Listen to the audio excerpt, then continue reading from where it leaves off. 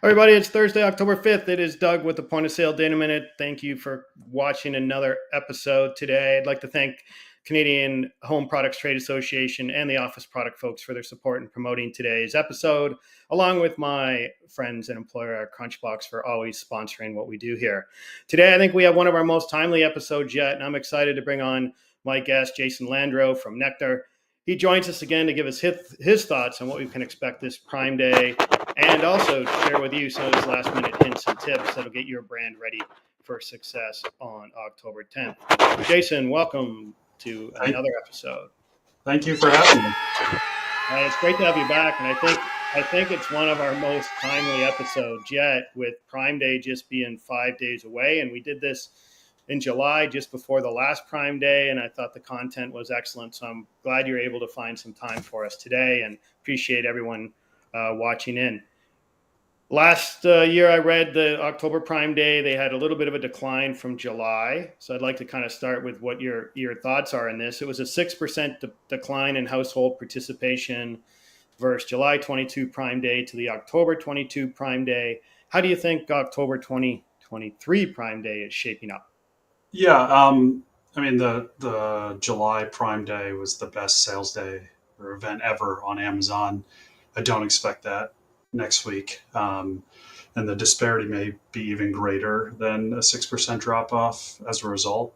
However, it's still going to be an impactful day, a day where you can get ahead, and I'll touch on some strategies that you can leverage to make the most of the day. But yeah, I think I want to temper expectations. It's not going to be the same. Yeah, that's what I heard this week. Although similar from some folks at Circana, the new NPD-IRI amalgamation, that they're saying that the consumers are really looking for some heavy, deep discounts, promotional activity. Brands, the ones we work with at Crunchbox, seem to be sitting on a lot of inventory as sales through the summer, spring, summer were somewhat sluggish, maybe didn't hit their forecast. So this is a Prime Day is a good opportunity for brands to clear out some of their excess inventory and really start to ramp up for the holiday season. Yeah, what we saw in terms of the July Prime Day was that brands that discounted the most and the heaviest had the most success in terms of top line revenue. Now, obviously every brand has different margins for the most part, and certain categories are more friendly to discounting. But I think that's the key to revenue success on these events. I mean, one of the big differences is Amazon doesn't advertise or push this Prime Fall event as aggressively as they do as the July Prime Day. So there's less consumer awareness. Also, it's the first deal event in Q4 out of any retailer. So I think there's some inherent, and this is just anecdotal, trepidation about, am I getting the best deal or should I hold out for more? But then again, you get the impulsive shoppers who are just ready to start their holiday shopping. So it definitely cuts both ways. But to the extent you have margin to discount and you want to maximize success, I would recommend that you place your emphasis on offering discounts as opposed to funneling that money into ad spend, for example. Got it. So it's probably a bit of a balancing act for brands, and you probably deal with this every day in your business, right? Like, Yeah, how do you yeah, balance discount with ad spend, with promo strategy, and all those things? So how do you typically approach that with your customers? yeah. I mean, we encourage our client partners that have the margin to discount to take advantage of this. I think there's some things that have changed in the past year which lend itself to discounting, and the biggest one is that Amazon shows the amount of orders in the past month in the search results. So if you can really be aggressive on certain products where maybe you're at the bottom of page one on some high volume search terms and you can aggressively discount and get the order volume up, that can really help drive more clicks and more conversions because your orders in the past 30 days will spike. And if they can spike higher relative to your competition, then you're going to leapfrog them. And that's just another factor in, conversion rate and click-through rate. So you can really leverage this event in the beginning of Q4 to get momentum. And if you can do this for your best-selling products, even better going into the rest of Q4. And I think the other big suggestion that I would offer, and I'm a big fan of offering coupons. Promotions do stack, so that means if you offer, best deal and a coupon, consumers can take advantage of both at the same time. But we all know that the redemption rate on coupons is not close to 100%. So it can really help drive clicks, and not everyone uses them. But again, every brand has different margins, and some more of the commoditized categories, you typically can't afford to stack discounts with the minimum discount requirements. So, that type of advice applies to more margin-rich categories and products. But these are some of the considerations you should be working through. And then on the flip side, I'm a big proponent of not being super aggressive with advertising on these events, and rather focusing on where do you have a lot of inventory, where you're being aggressive with discounts, ensuring you get traffic to those pages. A lot of brands run out of budget, so also being strategic about when you spend that money. If you can do it later in the day, you can pay less per click. And again, you don't want super wide coverage. You rather be narrow. So if you are running deals, focus your ad spend on getting those deals visibility. And just for interest, from my standpoint, because I don't know the answer to this, can you change your pricing midstream? So say you realize your competition is, undercutting you in a similar or same item. Can brands react that quickly and go, okay, I'm gonna get a bigger piece of the pie and match or beat that price? So the answer is yes and no. If you're running like a Prime exclusive deal, no. Um, and in fact, you may not be able to change it at all. That's a good question. I've never tried in the moment. So the Prime exclusive deal, the eligibility is based on the lowest price in the last 30 days, I believe. Okay. So it may cancel the deal. That's a good question. I'm going to look into that one. All If you right. change it Sure. while the deal's running, but yeah, I mean, in general, you can try to price match. I don't know that that's necessarily the biggest driver, because it depends on where you're appearing relative to your competition. So I think what you want to look at is, are you seeing the increases that you forecasted? And if you're running deals and not forecasting orders and sales, that's a bigger problem, because I would say you're flying blind. So I would worry more about your brand, your projections, your discounts, than tweaking, pricing to react to what a competitor's doing. Got it. And then on the ad spending side, can you take that up or down throughout the Prime days as well? And what are your thoughts on that piece? You did mention like maybe later in the day you'll have less click through rate. It'll maybe a little better bang for the buck from the budget. Yeah. So I would recommend you pay close attention. Obviously, every brand has different resources. Our team is very hands-on during these big events.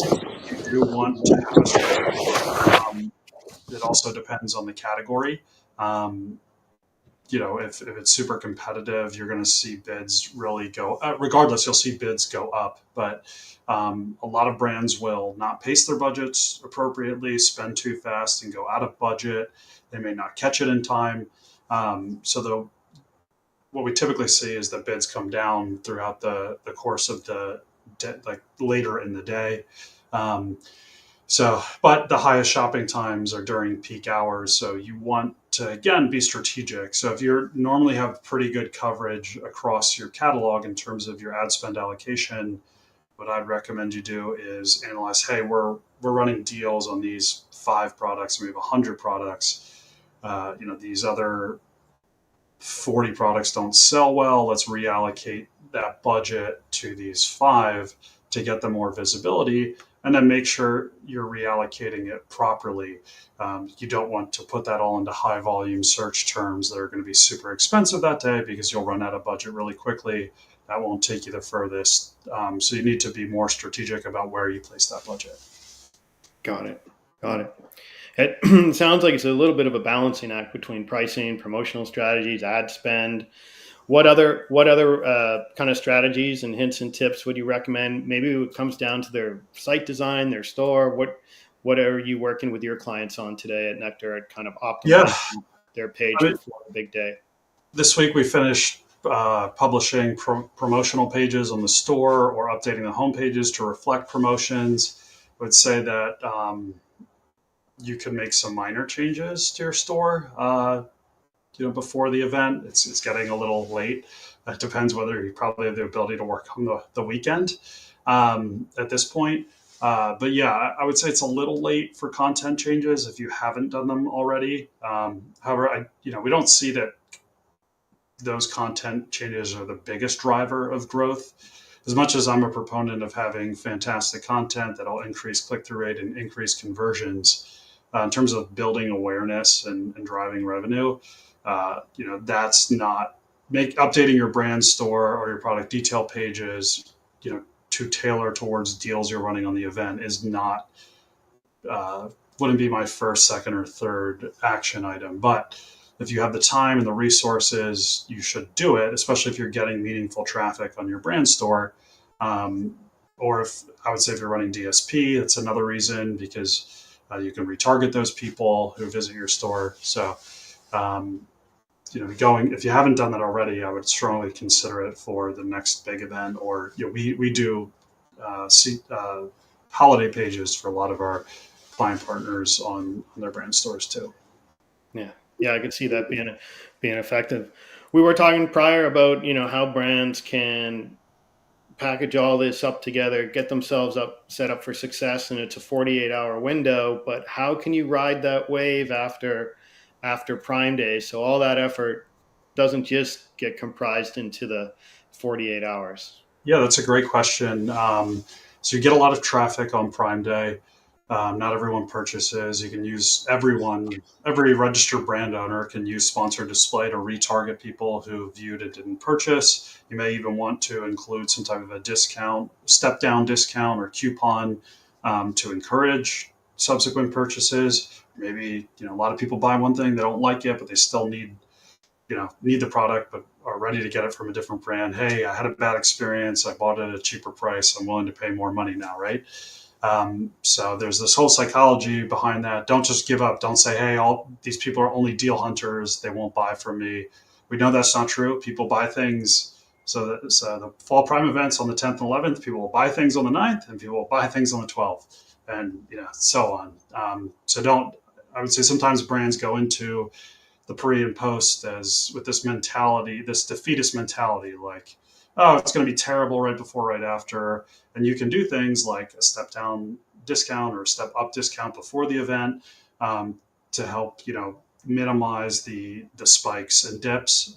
In addition, if you're really trying to spike order volume to leverage what I talked about, where Amazon's showing order volume in the past 30 days in the search results, you want to continue to lean into that. So you want to create top of search campaigns where you bid aggressively on certain keywords to show in top of search. Now that let's say you've gone from 1,000 to 10,000 orders in the past 30 days, well, you want to make sure you're showing up in highly visible places, assuming that 10,000 orders in the past 30 days is impressive to the brands showing up to the left and to the right of you. So there's ways you can take the momentum you gain during these big events and carry it forward.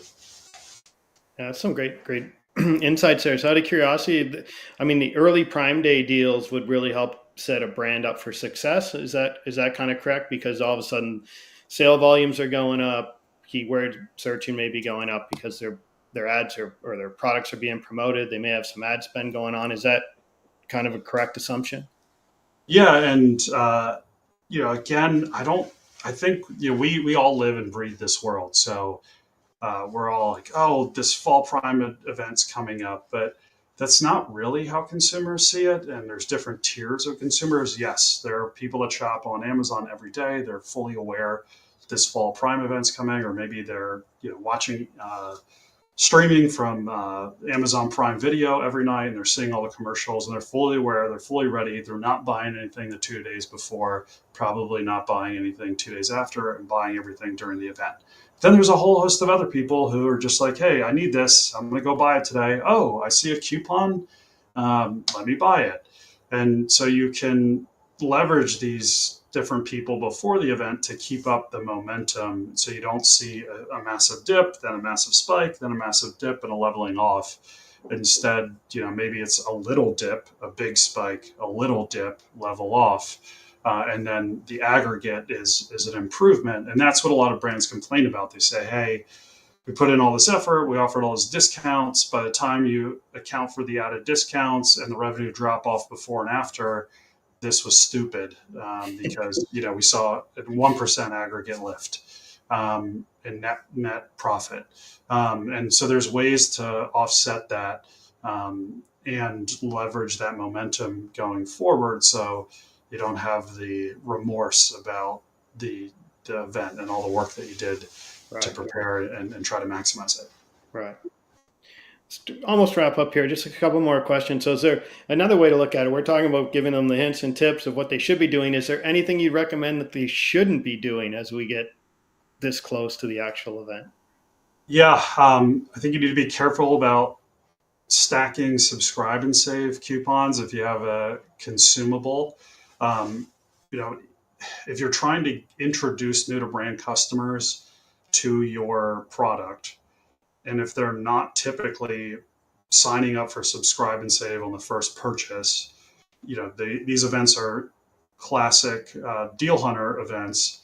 Do you want to be offering that, or are you just going to end up getting a lot of people canceling subscribe and save orders and stacking the other coupon you offered, and then you're in a worse position than you were initially. So I would say you need to be honest with yourself and how people are buying your products. You may want to kill your subscribe and save promo. That being said, if you're trying to introduce a new size or a bigger size, and you're doing promotions off Amazon, especially, that can be a great way to juice sales. Say, hey, we have this 90 count that we just introduced.